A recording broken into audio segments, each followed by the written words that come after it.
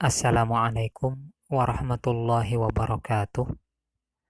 Alhamdulillahi rabbil alamin. Wassalatu wassalamu ala ashrafil anbiya'i wal mursalin Sayyidina Muhammadin wa ala alihi wa sahbihi ajmain.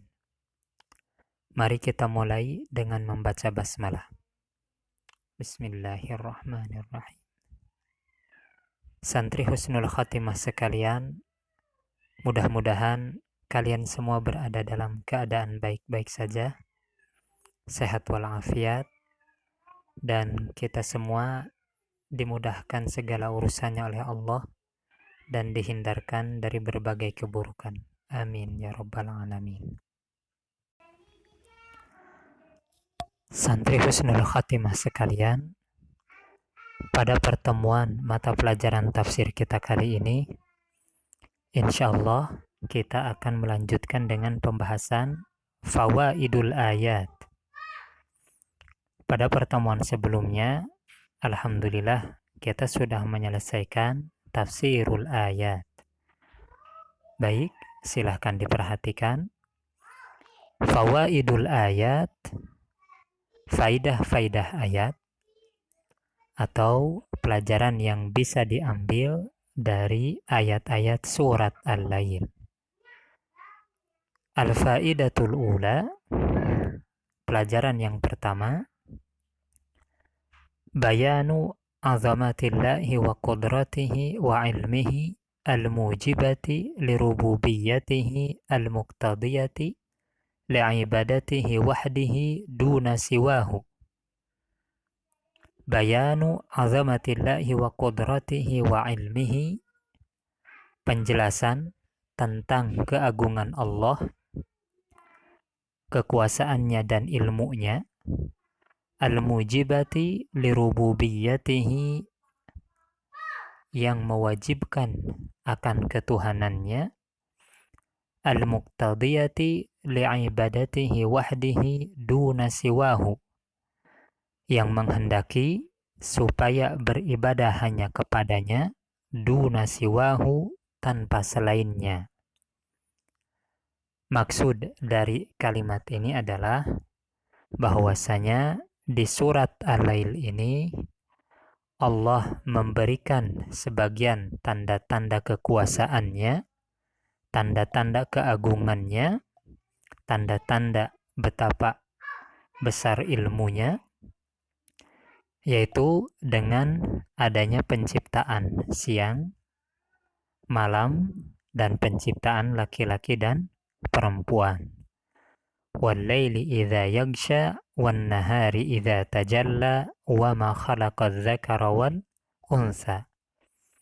Maka dengan demikian sudah sepatutnya Allah yang disembah satu-satunya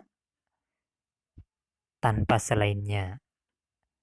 Karena ini menunjukkan tentang keagungan Allah dibanding dengan Tuhan-Tuhan yang disembah oleh manusia yang lainnya. Al-faidah ats-tsaniyah, atau pelajaran kedua yang bisa diambil dari surat Al-Lail adalah taqrirul qada'i wal qadari wa huwa anna kulla insanin muyassarun lima khuliqa lahu min sa'adatin aw syaqa'in. Taqrirul qada'i wal qadar, penetapan tentang qada dan qadar, wa huwa anna kulla insanin, yaitu bahwasanya setiap manusia itu muyassarun lima khuliqa lahu min sa'adatin aw syaqa'in, akan dipermudah kepada sesuatu yang telah diciptakan untuknya, min sa'adatin aw syaqa'in, dari kebahagiaan atau kesengsaraan. Maksud dari pelajaran kedua ini adalah bahwasanya Allah telah menetapkan qada dan qadar, ketetapan dan ketentuan Allah, yaitu bahwasanya setiap manusia akan dimudahkan kepada takdir yang sudah ditentukan oleh Allah untuk mereka. Apakah termasuk ahli surga atau ahli neraka. Sebagaimana dalam sebuah hadis, Rasulullah menyatakan bahwa setiap manusia sudah ditetapkan apakah tempatnya di surga atau neraka. Sedangkan yang harus kita lakukan adalah tetap istiqomah berbuat kebaikan, sehingga Allah akan memudahkan jalan kita menuju surga, yaitu dengan melakukan berbagai kebaikan. Begitupun sebaliknya, jika orang sering berbuat keburukan, maka Allah akan memudahkan baginya jalan menuju neraka, yaitu dengan melakukan berbagai keburukan lainnya. Al-Faidah Ats-Tsalisah atau pelajaran ketiga dari surat Al-Lail ini, bayanun annallaha ta'ala mutakaffilun bitariqil huda fa'arsala ar-rusula wa anzala al-kitaba fa'abana at-tariqa. Bayanun annallaha ta'ala mutakaffilun.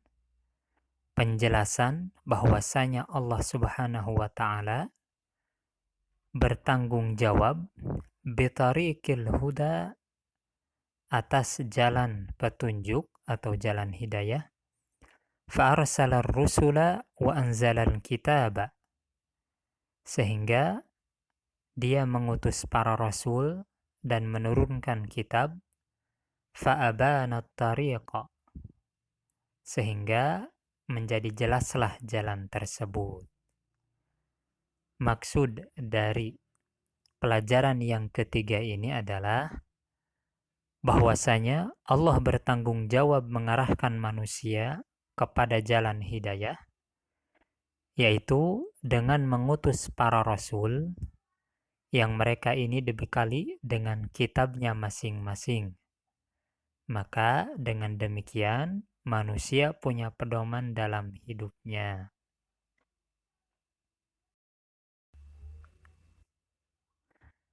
Al-Faidah Ar-Rabi'ah, pelajaran yang keempat dari surat Al-Lail ini adalah bayanun annallaha ta'ala wahdahu malikud dunya wal akhirah.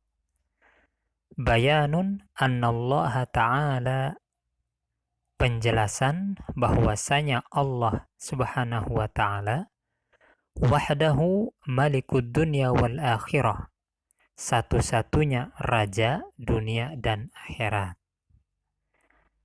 Maksud dari pelajaran keempat ini adalah bahwasanya Allah adalah satu-satunya raja penguasa dunia dan akhirat. Karena para raja di dunia mereka akan mati dan silih berganti, sedangkan Allah tidak pernah mati. Terlebih Allah akan menghakimi semua manusia, termasuk para raja di akhirat nanti. Wa inna lana lal akhirata wal ula, dan sesungguhnya milik kami akhirat dan dunia itu. Al-Faidah Al-Khamisah, pelajaran yang kelima dari surat Al-Lail ini adalah bayanu fadli Abi Bakrin As-Siddiq wa annahu mubasyarun bil jannati fi hadhihi al-ayatil karimah. Bayanu fadli Abi Bakrin As-Siddiq, penjelasan tentang keutamaan Abu Bakar Siddiq. Beliau adalah sahabat yang paling dekat dengan Rasulullah. Wa annahu mubasyarun bil jannati fi hadhihi al-ayatil karimah, dan bahwasanya beliau diberi kabar gembira dengan surga di ayat yang mulia ini, yaitu di ayat wa ma li ahadin indahu min ni'matin tujza illa batigha'a wajhi rabbihil a'la. Jadi Abu Bakar As-Siddiq ini, beliau ketika di masa awal-awal dakwah Islam, beliau sering memerdekakan para budak, dan beliau tidak menghendaki balasan dari orang lain, para budak tersebut karena beliau hanya mengharapkan balasan dari Allah semata-mata. Baik, maksud dari pelajaran yang kelima ini adalah bahwasanya Abu Bakar radhiyallahu anhu adalah termasuk di antara para sahabat yang diberi kabar gembira, yaitu bahwasanya beliau akan menjadi ahli surga. Pada saat kita semua manusia masih harus berjuang memantaskan diri untuk menjadi ahli surga, maka sahabat Abu Bakar Siddiq sudah ditetapkan menjadi ahli surga. Ini di antara keutamaan Abu Bakar Siddiq karena beliau termasuk di antara 10 yang diberi kabar gembira dengan surga. Alhamdulillah, pembahasan materi kita tentang surat Al-Lail sudah selesai. Semoga bermanfaat. Ilal liqa. Wassalamualaikum warahmatullahi wabarakatuh.